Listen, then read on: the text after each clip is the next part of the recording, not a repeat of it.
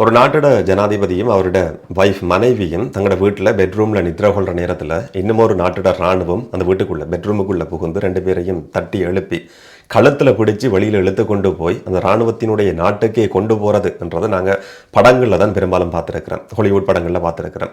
அந்த மாதிரியான ஒரு சம்பவம் இன்றைக்கு ஒட்டுமொத்த உலகத்தையும் அதிர்ச்சிக்குள்ளாக்கியிருக்கு. மிகப்பெரிய பரபரப்பாக பேசப்படுற சம்பவம் வெனிசுவேலா ஜனாதிபதி நிக்கோலஸ் மதுரோவும் அவருடைய மனைவியும் வீட்டுக்குள்ள பெட்ரூமில் நித்ர கொள்கிற நேரம் அமெரிக்க இராணுவம் அந்த வீட்டுக்குள்ளே புகுந்து ரெண்டு பேரையும் கைது செய்து இப்போ அமெரிக்காவுக்கு கூட்டி போய் கொண்டிருக்கு. இந்த சம்பவம் இன்றைக்கு ஒட்டுமொத்த உலகத்தையும் பரபரப்புக்குள்ளாக்கி இருக்கு. அவங்க ரெண்டு பேரும் உயிரோடு தான் இருக்கிறாங்களா இல்லையான்னு சொல்லி வெனிசுவேலாவினுடைய அரச பிரதிநிதிகள் இப்ப கேள்வி கேட்டு கொண்டிருக்கிறாங்க. இந்த ரெண்டு பேரும் கைது செய்யப்பட்டதுக்கான காரணம் என்ன நடந்திருக்கு, என்ன நடந்து கொண்டிருக்கு என்றதை இந்த வீடியோல விளக்கமா தெளிவா பார்க்கலாம். வணக்கம், நான் பிரசாந்த் ராஜ். அமெரிக்க ஜனாதிபதி டொனால்ட் ட்ரம்ப் ஆட்சிக்கு வந்ததிலிருந்து பல நாடுகளோட சர்ச்சை, பிரச்சனை, போதைப்பொருள் கடத்தல், அணுசக்தி சம்பந்தமான பிரச்சனை, ஈரான் மேல தாக்குதல் நடத்தப்பட்டிருந்தது. இந்த மாதிரியான பிரச்சனைகள் போய் கொண்டிருந்தாலும் வெனிசுவேலா ஜனாதிபதி நிக்கோலஸ் மதுரோவுக்கும் டொனால்ட் ட்ரம்புக்கும் இடையிலையும் ஒரு நல்ல உறவு கிடையாது. வெனிசுவேலா என்றது அமெரிக்க கொள்கைகளுக்கு எதிரான ஒரு நாடு என்ற மாதிரி அடையாளப்படுத்தப்படுது. அதுவும் குறிப்பா அமெரிக்காவுக்கு எதிரான நாடுகள் என்று சொல்லப்படுற சைனா, ரஷ்யா, ஈரான் இந்த மாதிரியான நாடுகளோட நட்புறவை பேணி கொண்டிருக்கிற ஒரு நாடு தான் வெனிசுவேலா. வெனிசுவேலா ஜனாதிபதி நிக்கோலஸ் மதுரோவை கட்டுப்படுத்துறதுக்கான முயற்சிகள் பல சந்தர்ப்பங்களில் முன்னெடுக்கப்பட்டிருந்தாலும் அது எல்லாமே தோல்வியில முடிவடைஞ்சிருந்தது. அவர் கைது செய்யப்படணும், ஒரு ஆட்சி மாற்றம் நடத்தப்படணும் சொல்லி டொனால்ட் ட்ரம்ப் ஆட்சிக்கு வந்ததுல இருந்து முயற்சி எடுத்து கொண்டிருந்தார். அதுக்கு அமெரிக்கா சொல்ற ஒரு குற்றச்சாட்டு, விமர்சனம் என்னன்னு சொன்னா, மிகப்பெரிய ஒரு போதைப்பொருள் கடத்தல் மன்னனா வெனிசுவேலா ஜனாதிபதி நிக்கோலஸ் மதுரோ செயல்பட்டு கொண்டிருக்கிறார். வெனிசுவேலாவில் இருக்கிற போதைப்பொருள் கடத்தல் கும்பல்களுக்கு முக்கியமான ரெண்டு குழுக்களுக்கு தலைமை தாங்கி கொண்டிருக்கிற போதைப்பொருள் கடத்தல் மன்னனே இன்னும் சொல்ல போனா ஒரு பப்லோ எஸ்கோபார் மாதிரி தான் வெனிசுவேலாவினுடைய ஜனாதிபதி நிக்கோலஸ் மதுரோ செயல்பட்டு கொண்டிருக்கிறார். இந்த போதைப்பொருள் கடத்தல் மூலமா அமெரிக்காவுக்குள்ள அதிகமான போதைப்பொருள் கொண்டு வரப்பட்டு கொண்டிருக்கு. இது முற்றுப்புள்ளி வைக்கப்பட வேண்டிய ஒரு செயற்பாடு, ஆட்சி மாற்றம் நடத்தப்படணும் என்ற மாதிரி அமெரிக்க ஜனாதிபதி டொனால்ட் ட்ரம்ப் பல சந்தர்ப்பங்களிலையும் சொல்லியிருந்தார். நிக்கோலஸ் மதுரோவை கைது செய்யறதுக்குன்னு சொல்லி ரகசியமான தகவல் கொடுக்கப்படுமா இருந்தா $50 மில்லியன் அவருடைய தலைக்கு பேசப்பட்ட பேரம் சொல்லியும் பார்க்க முடியும். ரகசியமான தகவல் சொல்ற நபர்களுக்கு $50 மில்லியன் சன்மானம் கொடுக்கப்படும் சொல்லியும் அமெரிக்காவால் அறிவிக்கப்பட்டிருந்தது. ரெண்டு நாடுகளுக்கும் இடையில கிட்டத்தட்ட அறிவிக்கப்படாத ஒரு போர் போன வருஷத்துல இருந்து நடந்து வருது. சில இடங்கள்ல தாக்குதல்கள் நடத்தப்பட்டிருந்தது. அந்த நாட்டினுடைய கடற்பரப்புல வச்சு படகுகள் மேல தாக்குதல் நடத்தப்பட்டிருந்தது. போதைப் பொருள் கடத்தப்படுதுன்னு சொல்லி குற்றம் சாட்டப்பட்டு சில படகுகள்ல தாக்குதல் நடத்தப்பட்டு 100க்கும் அதிகமானவர்கள் கொலை செய்யப்பட்டிருந்தாங்க என்ற செய்திகள் வெளிவந்திருந்தது. அப்படியான ஒரு பின்புலத்துல இன்றைய நாள்ல ஜனவரி 3 ஒரு முழு அளவான போர் என்ற மாதிரி நேரடியான ஒரு தாக்குதல் வெனிசுவேலாவினுடைய தலைநகர் உட்பட பல நகரங்களிலும் நடத்தப்படுது. விமான நிலையங்களுக்கு அண்மையில் நடத்தப்படுது. சில துறைமுகங்கள் இருக்கிற இடங்களில் நடத்தப்பட்டிருந்தது. தலைநகரத்தில் இருக்கிற முக்கியமான அரச கட்டடங்கள் இலக்கு வைக்கப்பட்டு ஒரு விளைச்சதனமான தாக்குதல் நடத்தப்படுது. இதுல வெனிசுவேலாவினுடைய ஜனாதிபதி நிக்கோலஸ் மதுரோ இலக்கு வைக்கப்பட்டார் என்று சொல்லி ஆரம்பத்தில் ஊகங்கள் முன்வைக்கப்பட்டிருந்தது, வதந்திகள் பரவி இருந்தது. அதுக்கு பிறகு அமெரிக்காவினுடைய ஜனாதிபதி டொனால்ட் ட்ரம்ப் பகிரங்கமாக அறிவிக்கிறார், அவரையும் அவருடைய மனைவியையும் அமெரிக்க படைகள் கைது செய்திருக்கு என்று சொல்லி. இது மிகப்பெரிய ஒரு பரபரப்பான விஷயமா மாறி இருந்தது. ஒரு நாட்டோட ஜனாதிபதியை அந்த நாட்டுக்குள்ளேயே அமெரிக்க ராணுவம் போய் நேரடியாக கைது செய்திருக்கிறதுன்றது ஒரு இதுக்கு முதல்ல நாங்கள் கேள்விப்பட்டிருந்தாலும் அண்மைய வரலாற்றில் பதிவாகி இருக்கிற ஒரு முக்கியமான சம்பவமா இது பார்க்கப்படுது. ஏற்கனவே திட்டமிட்ட மாதிரி இந்த செயற்பாடு வெற்றிகரமாக நடத்தி முடிக்கப்பட்டிருக்கு. ரெண்டு நாட்டு தலைவர்களுக்கு இடையிலையும் டிசம்பர் மாதத்திலையும் ரெண்டு பேரும் போன்ல காய்ச்சிருக்கிறாங்க. அந்த சந்தர்ப்பத்திலையும் ட்ரம்ப் சொல்லி இருக்கிறாராம், நீங்க பதவியெல்லாம் விட்டு விலகிருங்க, உங்களால் இந்த ஆட்சியை தொடர முடியாது, அமெரிக்கா கடைசி வரைக்கும் இடம் கொடுக்காதுன்னு சொல்லி. அப்ப நிக்கோலஸ் மதுரோ கேட்டாராம், எனக்கு ஒரு கடைசி சந்தர்ப்பம் தாங்க, எங்களால் சரணடைய முடியாது, எங்களுக்கு மன்னிப்பு தாங்கன்ற மாதிரி கேட்டார் சொல்லி அமெரிக்க ஜனாதிபதி டொனால்ட் ட்ரம்புக்கு சார்பான ஊடகங்கள், அமெரிக்க ஊடகங்கள் சொல்றதையும் பார்க்க முடியுது. மன்னிப்பு கேட்டிருக்கிறார், குடும்பத்துக்கு எந்த விதமான சட்ட நடவடிக்கையும் எடுக்கக்கூடாதுன்னு சொல்லி ஒரு பாதுகாப்பு கேட்டிருந்தார். ஆனால் அந்த பாதுகாப்பை கொடுக்கிறதுக்கு அமெரிக்க ஜனாதிபதி டொனால்ட் ட்ரம்ப் மறுப்பு தெரிவிச்சிருக்கிற பின்புலத்தில் தான் இந்த கைது நடந்திருக்கின்ற மாதிரி அமெரிக்க ஊடகங்கள், குறிப்பா ட்ரம்ப் சார்பு ஊடகங்கள் செய்தி வெளியிட்டிருக்கிறதையும் பார்க்க முடியுது.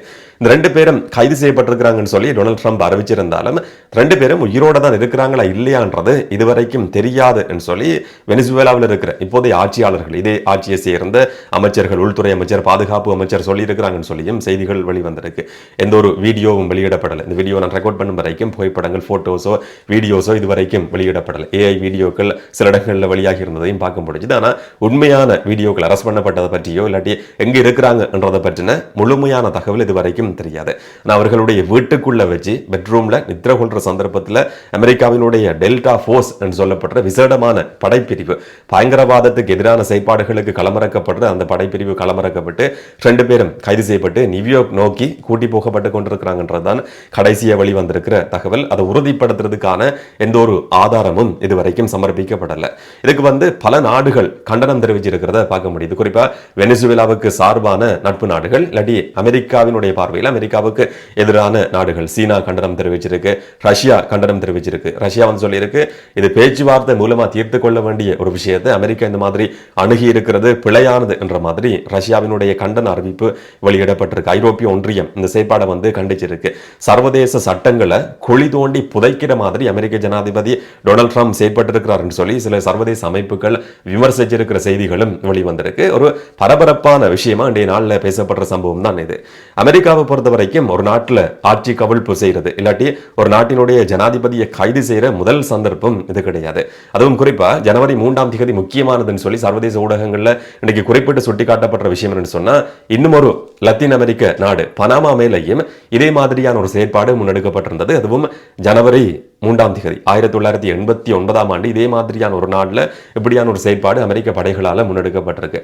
பனாமாவினுடைய ராணுவத்துக்கு பொறுப்பாக இருந்த ராணுவத்தினுடைய தலைவராக இருந்த மேனுவல் சொல்லப்படுற நபரும் இதே மாதிரி கைது செய்யப்பட்டிருக்கிறார். போதைப் பொருளை கடத்தினார் சொல்லி அவர் மேலேயும் குற்றம் சாட்டப்பட்டிருந்தது. அதே நாளில் தான் இப்ப நிக்கோலஸ் மதுரோவும் கைது செய்யப்பட்டிருக்கிறார். இந்த மாதிரி உலக நாடுகளினுடைய தலைவர்களை அமெரிக்கா கைது செய்யற முதல் சந்தர்ப்பம் இது கிடையாது. ஈராக் ஜனாதிபதி என்ன நடந்தது, அவருக்கு என்ன நடந்ததுன்றதையும் நாங்கள் கேள்விப்பட்டிருக்கிறோம். இதே மாதிரி தான் சதாம் ஹுசைனும் கைது செய்யப்பட்டிருந்தார். பிறகு தூக்கில் போடப்பட்டிருந்தார். அணுசக்தி ஆயுதங்களை விட மோசமான ஆயுதங்களை தயாரிக்கிறார் சொல்லி குற்றம் சாட்டப்பட்டிருந்தது. அல் கொய்தா மாதிரியான பயங்கரவாத அமைப்புகளுக்கு சார்பா செயற்பட்டு கொண்டிருக்கிறார் சொல்லி குற்றம் சாட்டப்பட்டு அவர் கைது செய்யப்பட்டு தூக்குல போடப்பட்டிருந்தார். ஆனால் அதுக்கான ஆதாரங்கள் இன்றைக்கு வரைக்கும் சமர்ப்பிக்கப்படாமல் இருக்கு. எண்ணெய் வளம் எங்கெல்லாம் இருக்கோ, ஆயில் எங்கெல்லாம் இருக்கோ அங்கெல்லாம் அமெரிக்கா இந்த மாதிரியான பிரச்சனைகளை அடையாளம் காணும், இல்லாட்டி இந்த மாதிரியான பிரச்சனைகள் இருக்கு சொல்லி சொல்லப்படும். அதுக்கு ஈராக் ஒரு நல்ல உதாரணம். இப்ப வெனிசுவேலாவும் அந்த உதாரணத்துக்குள்ள வர்ற நாடு என்ற மாதிரியும் பேசப்படுது. அமெரிக்காவினுடைய குற்றச்சாட்டுன்னு சொன்னா, வெனிசுவேலா ஜனாதிபதி நிக்கோலஸ் மதுரோ மிகப்பெரிய ஒரு போதைப் பொருள் கடத்தல் மன்னன், அவரால் தான் அமெரிக்கா சீரழிஞ்சு கொண்டிருக்கு என்ற குற்றச்சாட்டு சுமத்தப்படுது. இன்னும் ஒரு பக்கம் அமெரிக்கா மேல முன்வைக்கப்பட்ட குற்றச்சாட்டும் விமர்சனமும் என்னன்னு சொன்னா, எண்ணெய் வளம் இருக்கிற இன்னும் ஒரு நாடு தான் வெனிசுவேலா. அங்க இருக்கிற எண்ணெய் வளத்தை கொள்ளையடிக்கிறதுக்காக அமெரிக்கா இந்த மாதிரி செயல்படுது. மற்ற நாடுகளில் செய்து அதே மாதிரியான ஒரு ராணுவ நடவடிக்கையை வெனிசுவேலா மேலேயும் முன்னெடுத்திருக்கு. தங்களுக்கு சாதகமான ஒரு ஆட்சியை வெனிசுவேலாவில் கொண்டு வர்றது, அதன் மூலமா அங்க இருக்கிற எண்ணெய் வளங்களை கொள்ளையடிக்க முடியும்னு சொல்லி அமெரிக்கா எதிர்பார்க்குது என்றது அமெரிக்கா மேல முன்வைக்கப்படுற இன்னும் ஒரு விமர்சனம். இதை உறுதிப்படுத்துற மாதிரி அமெரிக்க ஜனாதிபதி டொனால்ட் ட்ரம்ப் சொல்லி இருக்கிறார். அடுத்து என்ன நடக்கும் என்ற ஒரு கேள்வி இருக்கு. வெனிசுவேலா மக்களை பொறுத்த வரைக்கும் ஆட்சி மாற்றம் சொன்னா அடுத்த ஜனாதிபதி யார், ஆட்சி எப்படி இருக்கும் என்ற பல கேள்விகள் இருக்கு. சர்வதேச ஊடகங்களில் குறிப்பிடப்பட்ட மாதிரி வெனிசுவேலாவினுடைய உள்துறை அமைச்சர், பாதுகாப்பு அமைச்சர், பதில் ஜனாதிபதி, இந்த 3 பேர்ல ஒரு நபர் பதவி ஏற்க முடியும் சொல்லி எதிர்ப்பு கூறப்படுது. ஆனால் அமெரிக்க ஜனாதிபதி டொனால்ட் ட்ரம்ப் சொல்லி இருக்கிறார், அங்க எப்படியான ஒரு ஆட்சி உருவாக்கப்படணும் என்றதை தீர்மானிக்கிறது நாங்க தான். வெனிசுவேலா மக்கள் கூட இப்ப மகிழ்ச்சி அடைஞ்சிருக்கிறாங்க. அமெரிக்காவுக்கு சார்பான ஒரு நிலைப்பாட்டில் தான் அங்க இருக்கிற மக்களும் இருக்கிறாங்க. அங்க எப்படியான ஒரு ஆட்சி உருவாக்கப்படணும் என்றதை நாங்க தீர்மானிப்போம். நிக்கோலஸ் மதுரோ எந்த இடத்துல விட்டாரோ அந்த இடத்துல இருந்து வேறொரு நபர் தொடர்றதுக்கு அமெரிக்கா கடைசி வரைக்கும் இடம் கொடுக்காது சொல்லி அமெரிக்க ஜனாதிபதி டொனால்ட் ட்ரம்ப் குறிப்பிட்டு சுட்டி காட்டியிருக்கிறார். ஆட்சி மாற்றம் எப்படி நடத்தப்படும் என்றதுக்கான ஒரு திட்டமும் அமெரிக்காட்ட இருக்க முடியும். இந்த 2 பேரும் ஒரு நாட்டினுடைய ஜனாதிபதி நிக்கோலஸ் மதுரோவும் அவருடைய மனைவியும் அமெரிக்க ராணுவத்தால் அவங்களுடைய வீட்டுக்குள்ள பெட்ரூமுக்குள்ள வச்சு கைது செய்யப்பட்டு அமெரிக்காவுக்கு கூட்டி போகப்பட்டு கொண்டிருக்கிறது மிகப்பெரிய ஒரு பரபரப்பை இன்றைய நாளில் ஏற்படுத்தி இருக்கு. அடுத்து வரப்போற மனத்தியாலங்களில் அதை பற்றின போட்டோஸ், வீடியோஸ் எல்லாம் வெளியிடப்பட முடியும். என்ன நடக்கும்ன்றதை நாங்கள் பொறுத்திருந்து பார்க்கலாம். ஒட்டுமொத்த உலகமும் இன்னைக்கு கவனம் செலுத்தி இருக்கிற ஒரு விஷயம்ன்றதால இதை பற்றி கதைக்கணும்னு சொல்லி நானும் யோசிச்சிருந்தேன். இதை பற்றி நீங்க என்ன நினைக்கிறீங்கன்றதை கமெண்ட்ல சொல்லுங்க. இன்னும் ஒரு வீடியோவில் இன்னும் ஒரு தகவலோட சந்திக்கலாம். வணக்கம்.